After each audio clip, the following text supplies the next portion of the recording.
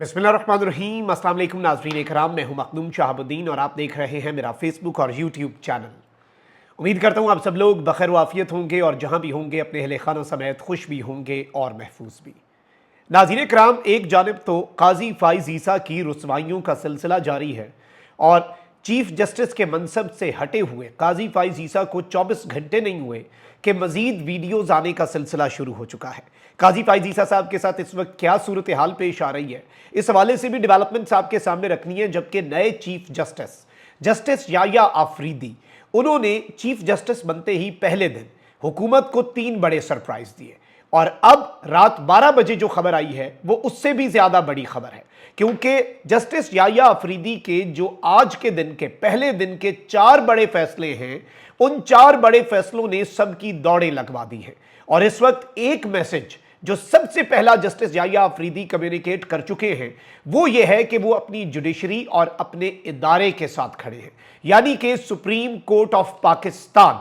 इस वक्त supreme court of Pakistan के अंदर धड़ेबंदी को खत्म करना यूं लग रहा है कि जस्टिस याया अफरीदी का एजेंडा नंबर 1 है। लेकिन जो 2 नए इकदाम अभी रात गए हुए हैं, प्रैक्टिस एंड प्रोसीजर कमेटी, उसे जस्टिस याया अफरीदी ने बदल दिया। जस्टिस अमीनुद्दीन खान उसमें से आउट हो गए, जस्टिस मंसूर अली शाह तो उसमें थे ही थे, जस्टिस मुनीब अख्तर की वापसी हुई। अब रोस्टर जारी हो चुका है और बाज़ाब्ता तौर पर बेंचेस जो हैं वो प्रैक्टिस एंड प्रोसीजर कमेटी ने बना दिए हुए हैं। अब खेल का असल मजा आएगा। इसके साथ ही साथ मोहतरम काजी फाइज ईसा साहब जो हैं, क्या वो मोहतरम रहे भी हैं या नहीं, और अवाम उनके साथ क्या कर रही है, और एयरपोर्ट पर उनके साथ क्या वाकया पेश आया, इस हवाले से भी कुछ मजीद तफसीलात हैं मेरे पास। सबसे पहले नाज़रीन इकराम, मैं आपको ये बताऊं कि इस वक्त हुकूमत के करीब समझे जाने वाले लोग, बहुत से लोग ये बातें कर रहे हैं कि जी अब इमरान खान की PTI की सहूलतकारी सुप्रीम कोर्ट में नहीं होगी और जस्टिस याया अफरीदी ने बिल्कुल सहूलतकारी नहीं देनी, और हुकूमत को तो पहले ही यकीन है 100% कि जस्टिस याया अफरीदी मेरिट पर फैसले करेंगे। इस तरह का बयानिया बनाया जा रहा है कि हुकूमत को तो पहले से ही पता था जस्टिस याया अफरीदी में, भाई अगर मेरिट पर फैसले हो गए तो ये हुकूमत टिकेगी। ना हुकूमत टिकेगी, ना हुकूमत के हैंडलर्स टिकेंगे, ना 8 फरवरी का इलेक्शन टिकेगा, ना ही आईनी तरमीम टिकेगी। और इस सब के अंदर मैं आपको यह बता दूं कि इस वक्त 12 जजेस जो हैं सुप्रीम कोर्ट के, जस्टिस याया अफरीदी साहब ने आते साथ जो एक मैसेज दिया है वो यह है कि वो अपने इदारे के साथ चलना चाह रहे हैं, अपने इदारे को साथ लेकर चलना चाह रहे हैं। फुल कोर्ट क्यों बुलाया आप देख लें। फिर उन्होंने ये जो तमाम कमरा अदालत जितने हैं सुप्रीम कोर्ट ऑफ पाकिस्तान के, उनके अंदर उन्होंने कहा कि लाइव स्ट्रीमिंग लगाएं, हर केस लाइव स्ट्रीम होगा। अब ये कोई नहीं होगा कि एक केस हो रहा है दूसरा नहीं हो रहा, सब सुनेगी अवाम, हर चीज खोल के अवाम के सामने ट्रांसपेरेंट। इस सब के अंदर यह खबर आ रही है कि 12 जजेस चाहते हैं कि आईनी तरमीम का जायजा फुल कोर्ट ले और इस आईनी तरमीम का मुस्तकबिल जो है वो तय करे। लेकिन इस आईनी तरमीम में फुल कोर्ट का कॉन्सेप्ट ही खत्म हो चुका है, जारी बात है।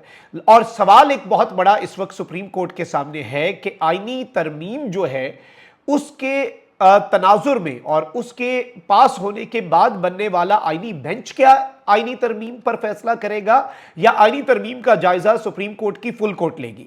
अब इस सब के अंदर फुल कोर्ट इंतजामी तौर पर 28 अक्टूबर को जब बैठने लगी है तो सबसे पहला जायजा तो जो फुल कोर्ट है वो लेगी सदारती ऑर्डिनेंस का, जिस सदारती ऑर्डिनेंस के तहत काजी फाइज ईसा साहब जो है उन्होंने जस्टिस अमीनुद्दीन को डाला, बेंच बनाया, प्रेसिटी की, तशरीह की, फ्लोर क्रॉसिंग की राह हमवार की ताकि आईनी तरमीम हो सके। और इस सब के अंदर पहला काम जो ये करने जा रहे हैं वो तो यह है कि सदारती ऑर्डिनेंस का सोमवार को जायजा लिया जाएगा और अपने कवायद जो है वो सुप्रीम कोर्ट खुद तय करेगी।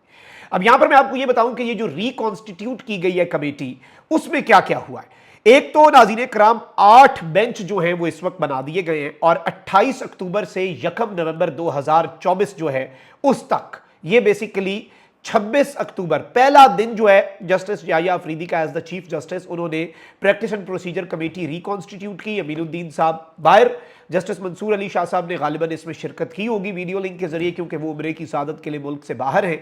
इस वक्त जो बेंचेस हैं वो मैं आपको बता देता हूं। इस्लामाबाद में 8 बेंच जो हैं वो बैठेंगे।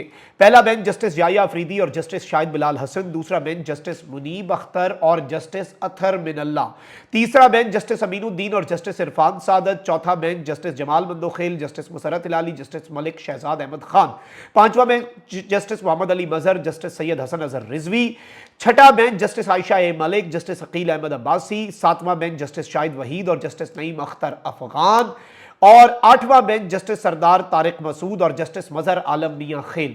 ये वो एडहॉक जजेस का आठवां बेंच। और इस सब के अंदर मैं आपको बता दूं कि जस्टिस याया अफरीदी साहब ने आज जो 4 काम किए हैं, हुकूमत के लिए सारे ही सरप्राइजेस हैं।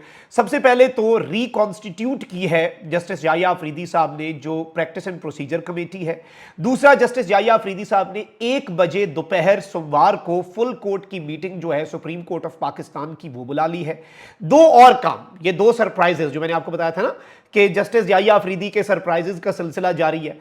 Honorable Chief Justice of Pakistan has called meeting of administrative judges of anti-terrorism courts along with progress reports on 7th November in Supreme Court.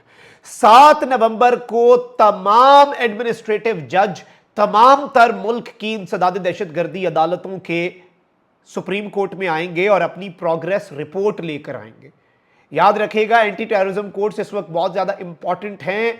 9 मई के सारे मुकदमात उन एंटी टेररिज्म कोर्ट्स में ही चल रहे हैं और इन्हीं एंटी टेररिज्म कोर्ट्स के कुछ जजेस हैं जिन्होंने खत लिखा। लाहौर हाई कोर्ट को सरगोदा वाले जज ने खत लिखा, उन्होंने जस्टिस मलिक शहजाद जो कि अब सुप्रीम कोर्ट के जज हैं, उन्होंने वो खत as chief justice Lahore high court supreme court में भी भेजा।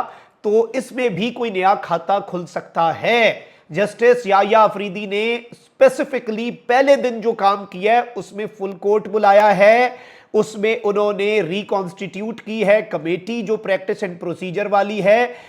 तमाम इंसदाद दहशतगर्दी की अदालतों के जो जजेस हैं, एडमिनिस्ट्रेटिव जजेस, उन्हें प्रोग्रेस रिपोर्ट के साथ सुप्रीम कोर्ट ऑफ पाकिस्तान में तलब किया है। और उससे भी बड़ा सरप्राइज यह है कि जस्टिस याया अफरीदी ने सुप्रीम जुडिशल काउंसिल का इजलास 8 नवंबर को तलब कर लिया। अब यहां पर एक चीज आप समझ लें कि जस्टिस याया अफरीदी मीन्स बिजनेस। आते साथ जो उन्होंने किया है ना, और जस्टिस मुनीब अख्तर की वापसी और जस्टिस अमीनुद्दीन खान का आउट होना कमेटी से, ये एक ही चीज इस जानिब इशारा है कि सिस्टम के साथ कोई जो होता है ना साजबाज किए बगैर ये मामला हुआ है। ये चीज याद रखिएगा। अच्छा, वहीं दूसरी जानिब जरा काजी साहब की भी बात कर लें। काजी साहब को ये यूनिक ऑनर भी हासिल है कि वैसे तो लोग जो है वो हिम्मत तभी दिखाते हैं जब कोई रिटायर हो और मुल्क से बाहर दिखाते हैं। बाजवा साहब के साथ फ्रांस में एक वाकया पेश आया, फैमिली के साथ थे।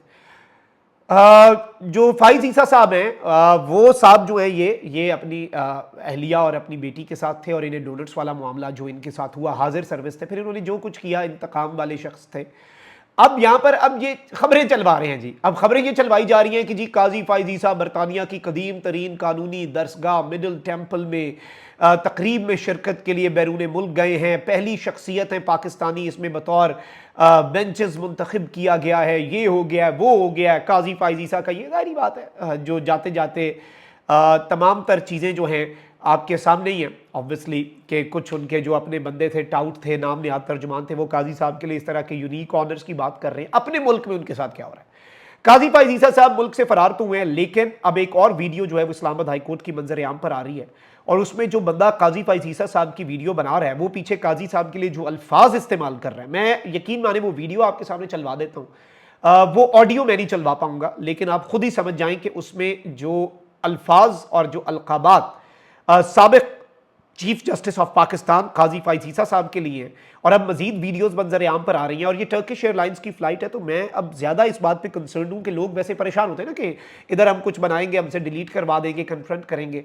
उस जहाज़ के अंदर क्या हो रहा होगा, और जहाज़ जब इस्तांबुल लैंड करेगा, सारे पाकिस्तानी हैं उस जहाज़ में। पता नहीं अब काजी साहब को क्या, अल्लाह ना करे कि, पता नहीं अब क्या, भाई हम तो कुछ नहीं कह सकते, लेकिन अभी तक जो वीडियोस आ रही हैं और अब जो नई वीडियो आई है जिसमें एक शख्स काजी साहब के लिए अपनी ख्वाहिशात का और अपने जो काजी साहब के लिए एहसासात हैं उनका वो बरमला इजहार कर रहा है काजी साहब की इस तरह वीडियो बनाते हुए।